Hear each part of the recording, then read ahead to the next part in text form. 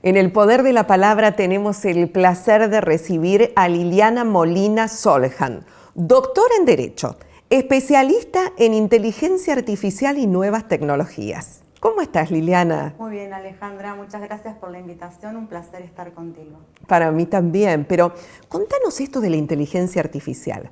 ¿Cómo llegás, después de toda la vida de ser abogada, a especializarte en esta área?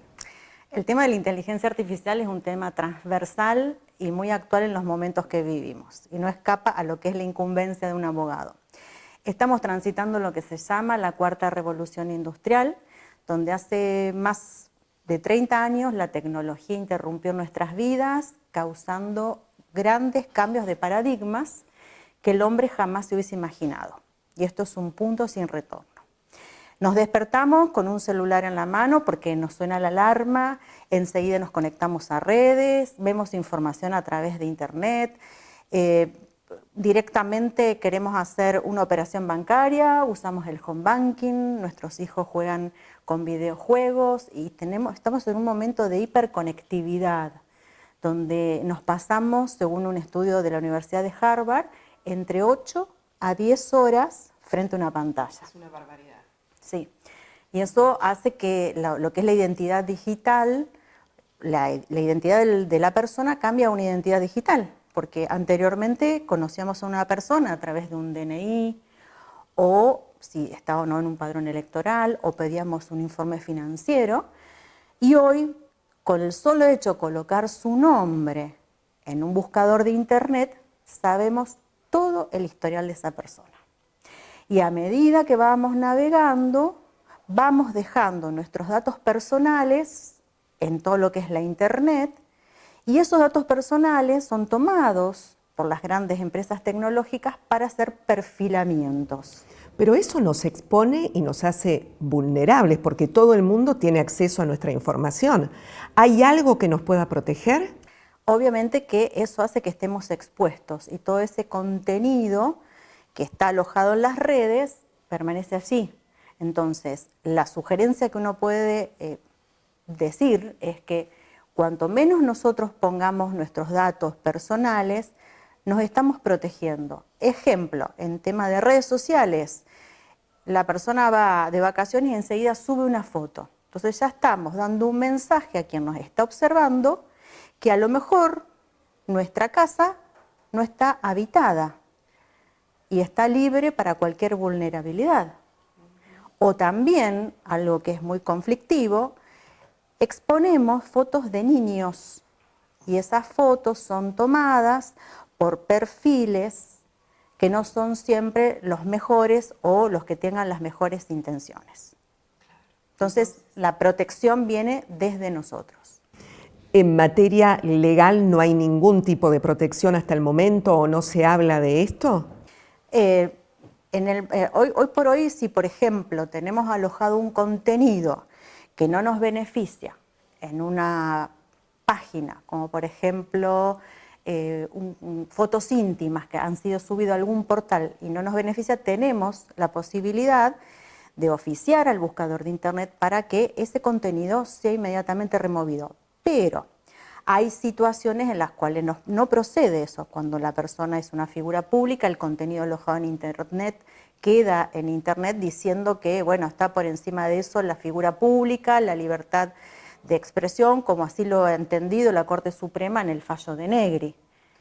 Entonces, ese contenido no termina siendo desindexado y es una condena social para la persona que ya se ha modificado su vida, su forma de ser y está condenada a que ese contenido siga estando en los buscadores de internet. Por eso, en legislaciones comparadas como es España, existe la figura del derecho al olvido. ¿Cómo sería? En ese caso, cuando se procede, no es necesario que el contenido quede alojado, sino que directamente está la posibilidad que ese contenido sea removido de internet. ¿Y no podemos imitar una legislación similar? En este punto hay mucho por modificar en lo que es la legislación nacional. Como te decía anteriormente, el tema de los datos personales, por ejemplo. Tenemos una ley de datos personales que es del 2020, casi un cuarto de siglo. Y la realidad del país en esa época era totalmente distinta. Hoy estamos inmersos en una cultura digital donde el dato es tan importante que se lo considera como el petróleo del futuro. Mira. Entonces, la legislación nuestra es bastante desactualizada respecto a otros parámetros internacionales. Europa tiene el Reglamento de Protección de Datos Personales, que es casi reciente, diríamos, y Argentina tiene una ley que hace 25 años atrás comenzó a regir y no ha sido modificada. También hay países, como me nombrabas, Estonia, que están totalmente digitalizados, ¿no? Claro, otro de los puntos a tener en cuenta en esta materia, en plena sociedad digital, es en lo que respecta a la desburocratización del Estado y la digitalización de las naciones. ¿Esto qué significa? Que Estonia tiene prácticamente un 95% de sus trámites que son digitales. Cómodamente el ciudadano desde su casa puede realizar todos los trámites que en otros países se hacen en forma personal. Ejemplo, si yo, ciudadano argentino, quiero hacerme ciudadano de Estonia, directamente lo puedo hacer online. Si yo, ciudadano argentino, que vivo fuera de Estonia, quiero constituir una sociedad en Estonia, lo puedo hacer. Si me quiero casar, también lo puedo hacer. Salvo divorciarse, que bueno, ahí sí el trámite es personal. Entonces, toda esta modificación que tenemos que empezar a iniciar desde el gobierno, desde la sociedad, tiene que ver mucho con incorporar la digitalización en Argentina. En lo que es materia de justicia, el tema de la pandemia ayudó a este cambio, pero hay otros sectores que aún no han arrancado siquiera. Y esto tiene un fuerte valor en cuanto a que se optimizan los tiempos, menos costos para el Estado y el ciudadano se encuentra más satisfecho con el resultado de su trámite. Pasa que uno ve un sistema que es ya prácticamente caduco, con expedientes, con papeles, entonces me imagino que debe llevar mucho tiempo poder modernizar eso, ¿no? Y poder ingresar en este mundo digital. Sí, además un cambio de cultura, porque nosotros venimos de una generación que no somos los nativos digitales, que nos gusta tener en la mano el comprobante, por temor a que si pasa algo en internet no nos quedemos sin un comprobante. Entonces también es un cambio de chip, un mindset diferente para decir, bueno, tenemos que empezar a ver a la sociedad argentina como una sociedad diferente. Es un cambio de paradigma que la tecnología te lo impone. Me contabas que estuviste en la Universidad de Salamanca. Sería muy interesante que nos cuentes tu experiencia porque allí pudiste empezar a cultivarte de todas estas nuevas tecnologías y estos nuevos conocimientos, ¿no? ¿Cómo fue tu experiencia? Sí, así fue y fue una experiencia muy gratificante desde varias aristas. Porque Salamanca es una ciudad bastante mágica, es la cuna del saber. La Universidad de Salamanca se inicia en el 1218 por petición de Alfonso IX y conjuntamente con París, Bolonia y Oxford son las universidades más antiguas de Europa. Y desde 1218 que la universidad está funcionando. En el año 1940 surge la necesidad de comenzar a dar cátedras de Derecho Canónico, entonces se funda la Universidad Pontificia de Salamanca. Salamanca es una ciudad muy particular porque su casco histórico es totalmente de color ocre, muy similar a estos sillones, Qué lindo. porque los edificios son de una piedra arenisca, Villa Mayor, y lo característico también de Salamanca es que sobre las piedras de los edificios hay un simbolismo, una pintura sellada, que es como una B corta, una letra T y una letra R en un círculo, que significa el Vítor. El Vítor es un símbolo que se le otorga a quien llega a obtener el grado de doctor. Entonces vas a ver en la ciudad de Salamanca distintos vítores pintados en color bordó, anteriormente era con sangre de toro, con el nombre de la persona que se ha laureado. Y es una experiencia muy muy movilizante, porque de repente te encontrás, a lo mejor en un bar, en la Plaza Mayor, conversando con un doctor en filosofía que viene de África, con un científico oriental, que es un matemático, o con una personalidad muy destacada en el ambiente académico. Y se habla todo el mismo lenguaje, y eso es gratificante. ¿Y qué fuiste a estudiar específicamente, Liliana? Bueno, ahí hicimos la magistratura en Gobernanza Ética de la Inteligencia Artificial, somos la primer cohorte. Es una maestría que está a cargo de una argentina, que es Cecilia Danesi, y de un filósofo español, que es Jesús Conderana. Están como directores de la carrera, y justamente fue en un momento histórico cuando cursé la magistratura, porque fue contemporáneo a la sanción de la primera ley en inteligencia artificial, que fue de la Unión Europea. Claro. Entonces fue un momento histórico empaparnos con esos conocimientos en ese momento histórico.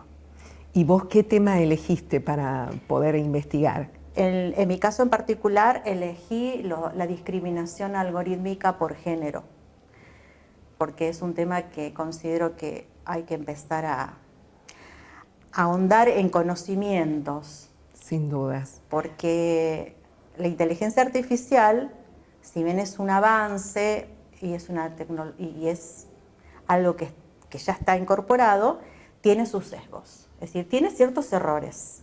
Porque hubo una persona que escribió, me imagino, que la pensó y que debe tener determinadas características. Obviamente, esos sesgos, es decir, traducido sería como un pequeño error, una pequeña falla, si el diseñador del algoritmo viene de una sociedad sesgada, como por ejemplo una sociedad donde no hay equidad de género, obviamente que el algoritmo que va a diseñar va a cargar con toda esa información sesgada. Ejemplo, ChatGPT. ChatGPT está sesgado. ¿Por qué? Porque el que diseña el algoritmo es hombre, de tez blanca y de una edad entre 35 y 40 años. ¿Eso se puede comprobar y se puede decir? Si, por ejemplo, colocamos un prompt, es decir, el prompt es un instructivo que le damos a la inteligencia artificial. Colocamos un prompt que diga 5 tips de hombres exitosos. Y después colocamos 5 tips de mujeres exitosas. La información que nos va a dar de uno y de otro es totalmente diferente cuando estamos hablando de la persona humana. Mira. Y esos sesgos están en otras aplicaciones también, no solamente en ChatGPT. Por ejemplo, en Estados Unidos, tiempo atrás, cuando la mujer quería solicitar un crédito en un banco, el scoring que hacía el banco le beneficiaba al hombre y no a la mujer, porque se entendía que estaba sesgado. O por ejemplo, cuando en Japón hay un call center y te ofrecen un producto que tenga que ver a lo mejor con una acción en la bolsa, quien te ofrece el producto es la voz femenina y quien te va a informar que has obtenido una ganancia es la voz masculina.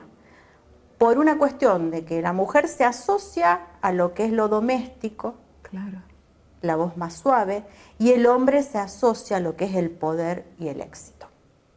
Increíble. Y otro ejemplo también, que este es más concreto, si agarramos un buscador de internet y colocamos la palabra CEO, SEO, éxito e imágenes, las casi primeras 100 imágenes van a ser de hombres, le sigue un número de hombres y mujeres, y por último va a venir la imagen de la mujer. Por lo cual, ya los buscadores de internet tienen una plataforma sesgada por cuanto que asocian el éxito más al hombre que a la mujer. ¿No será que también los hombres están ocupando puestos jerárquicos más que las mujeres? Puede ser que también las oportunidades no son las mismas para hombres y mujeres, pero ya el algoritmo de estos buscadores también está contribuyendo a esta desigualdad entre hombres y mujeres. Hablando de inteligencia artificial y de mujeres, ¿notás que hay mujeres que se están dedicando a esto más que los hombres o no hay tantas posibilidades para que lo hagan? El año pasado, 2023, en marzo, en Naciones Unidas tuvo lugar la CSW 67 de Mujeres y Tecnología. Tuve la suerte de participar como oradora representando a la Argentina en lo que es un foro de mujeres, el WEF, y justamente la temática era esa, de la limitación de la mujer a las STEM. STEM es una sigla en inglés que significa ciencia, tecnología, ingeniería y matemática, dando por resultado que solamente el 28% de mujeres que accede a estas carreras termina recibiéndose contra un 46% de los hombres. O sea que ya arrancamos con que la mujer en temas tecnológicos está restringida desde el ingreso a una carrera, como son las STEM, y aún se va achicando el porcentaje porque no llegan a recibirse. Y esto hace que si nos ponemos a pensar en temas laborales que tengan que ver con la tecnología, de 5 puestos de trabajo, solo 1 está ocupado por una mujer. Y tiene que ver, creo que también con la diaria de la mujer, ¿no? Porque creo que la mujer es la que se sigue ocupando de los hijos, del hogar. Es como que si bien ahora hay una gran participación de los hombres, porque es una tarea acorde, es como que la mujer siempre lleva en su cabeza todo lo que hay que hacer en una casa. Y me parece que eso te quita energías y te quita la posibilidad de dedicarle tanto tiempo como quizás hacen algunos hombres. Sí, sí, de acuerdo. El multitasking que tiene incorporado la mujer de atender la casa, los hijos, el marido, el trabajo y sí, obviamente que esto sí se ve. Contanos tu experiencia escribiendo un libro, Lili. También fue una experiencia muy linda porque es como que un libro es la cierta culminación de lo que uno se viene preparando. Y el libro está hecho en coautoría. Quien es el director del libro es el doctor Martín Leguizamón, que es abogado, que es el abogado que más juicios le lleva ganados a los buscadores de internet con este tema de la responsabilidad civil por el contenido que se encuentra alojado en los buscadores. La coautoría también está el doctor Fernando Burlando, la doctora Gabriela Sisi, que es ministro de la Corte de Rioja, el tecnólogo Marcelo Lozano y por el sur Guillermo Zamora, que también es abogado. Se intentó que el libro fuese un proyecto federal porque somos todos de distintas provincias y a su vez que exista una paridad de género porque estamos mujeres y hombres escribiendo la misma temática. Qué bien. Y entre la temática que el libro encierra tenemos todo lo que tenga que ver con fallos jurisprudenciales, que tengan que ver con la violencia de género en entornos digitales, como asimismo una visión de la problemática actual en esta materia y una sugerencia de actualización de materia penal, porque como bien decimos, los delitos cometidos en entornos digitales, o mejor dicho, las conductas ilícitas cometidos en entornos digitales no siempre están tipificadas como delitos. Tal es el ejemplo de la difusión no consentida de material íntimo. Esto sería así. Una pareja, en un pacto de confianza, intercambia material íntimo, fotos, videos, lo que fuera. Pasado el tiempo, una de las partes rompe ese pacto de confianza y viraliza el contenido.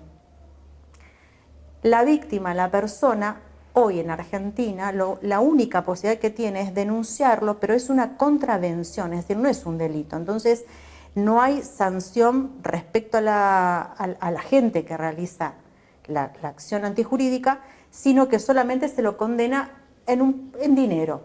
Pero los daños que ha obtenido la persona que ha sido expuesta son muchos mayores. En otros países, ejemplo España, esto es un delito gravemente sancionado, ya sea para la persona que comienza difundiendo ese material como para toda la cadena de intervinientes y copartícipes. Claro. Y eso lo que uno de los puntos que también en el libro lo tratamos, de cómo la legislación penal tiene que ser modificada. Sin dudas, porque puede arruinar vidas. Hemos visto casos de suicidios, de gente que se vio expuesta en redes y que no lo toleró. Así es, sí, sí, las consecuencias son graves. Bien, y la respuesta de ese libro como que se abrió otro panorama gracias a esta Sí, el libro teoría. lo presentamos en mayo, en la Feria del Libro. Qué bueno.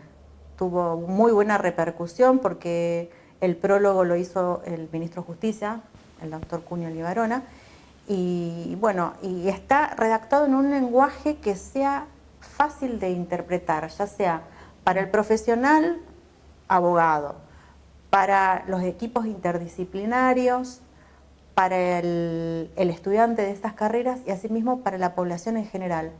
Entonces, para el público en general, porque es un tema que nos convoca a todos.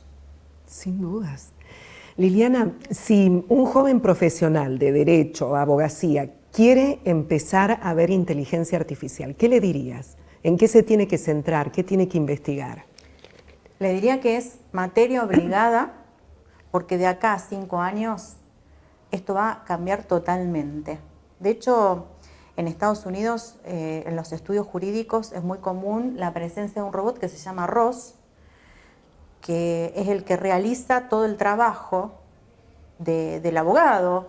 Lo que hoy estamos haciendo en una computadora, redactando un escrito, ya esa tecnología está ayudando al abogado a redactar escritos.